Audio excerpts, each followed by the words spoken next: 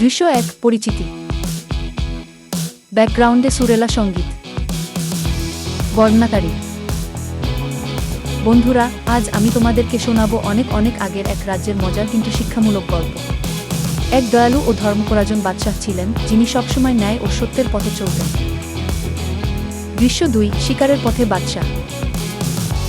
বাদশাহ ঘোড়ায় চড়ে বনে যাচ্ছেন। বর্ণনাকারী। শিকারে বেরলেন। পথে তিনি এক অপূর্ব সুন্দরী মেয়েকে দেখলেন। সেই মেয়ের সৌন্দর্যে বাদশাহ মুগ্ধ হয়ে পড়লেন। দৃশ্য ৩ সুন্দরীকে প্রাসাদে আনা। বাদশাহ প্রাসাদে মেয়েটিকে নিয়ে আসছেন। বর্ণনাকারী। বাদশাহ অনেক টাকা দিয়ে সেই মেয়েটিকে কিনে এনে প্রাসাদে রাখলেন। কিন্তু কিছুদিন যেতে না যেতেই সেই মেয়েটি অসুস্থ হয়ে পড়ল। দৃশ্য ৪ চিকিৎসা ব্যর্থ। চিকিৎসকরা আসছেন, ওষুধ দিচ্ছেন। বর্ণনাকারী। বাদশাহ দেশের সেরা চিকিৎসকদের ডেকে আনলেন। সবাই চেষ্টা করল, কিন্তু কেউই রোগ সারাতে পারল না।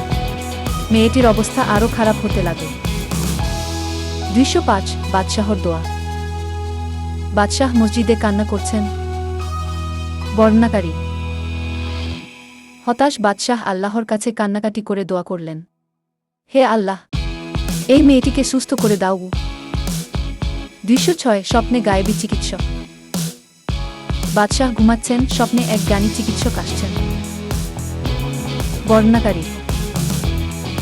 রাতে বাদশাহ স্বপ্নে দেখলেন এক গায়েবী চিকিৎসক। তিনি বললেন, এই মেয়ের শরীরে কোনো অসুখ নেই, সে আসলে প্রেমরোগে ভুগছে। দৃশ্য ৭ আসল সত্য উদ্ঘাটন। চিকিৎসক মেয়েটির সঙ্গে কথা বলছেন। বর্ণনাকারী। চিকিৎসক আলতো করে কথা বলে জানতে পারলেন, মেয়েটি আসলে এক স্বর্ণকারকে ভালোবাসে। দৃশ্য ৮ স্বর্ণকারকে প্রাসাদে আনা। স্বর্ণকারকে প্রাসাদে আনা হচ্ছে, মেয়েটি খুশি। বর্ণনাকারী। বাদশাহ স্বর্ণকারকে প্রাসাদে নিয়ে আসলেন এবং তাদের একসাথে থাকতে দিলেন। অল্প দিনেই মেয়েটি সুস্থ হয়ে উঠল। দৃশ্য ৯ প্রেমের অবসান। স্বর্ণকার ধীরে ধীরে কুৎসিত হচ্ছে, মেয়েটি অবাক। বর্ণনাকারী। তারপর চিকিৎসক এক বিশেষ ওষুধ দিয়ে স্বর্ণকারকে কুৎসিত বানিয়ে দিলেন। তার সৌন্দর্য হারিয়ে যাওয়ায় মেয়েটির প্রেমও দূর হয়ে গেল। দৃশ্য ১ শিক্ষা।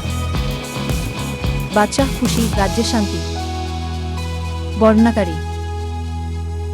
এভাবে বাদশাহর বুদ্ধি ও আল্লাহর সাহায্যে সমস্যার সমাধান হল। শেষ বার্তা, মোরাল। বন্ধুরা, এই গল্প থেকে আমরা শিখি, কখনো কখনো শরীর নয়, আমাদের মনই অসুস্থ হয়ে পড়ে। আর সেই মনকে সুস্থ করতে হলে দরকার সত্য জানা, ধৈর্য ধরা এবং আল্লাহর সাহায্য নেওয়া।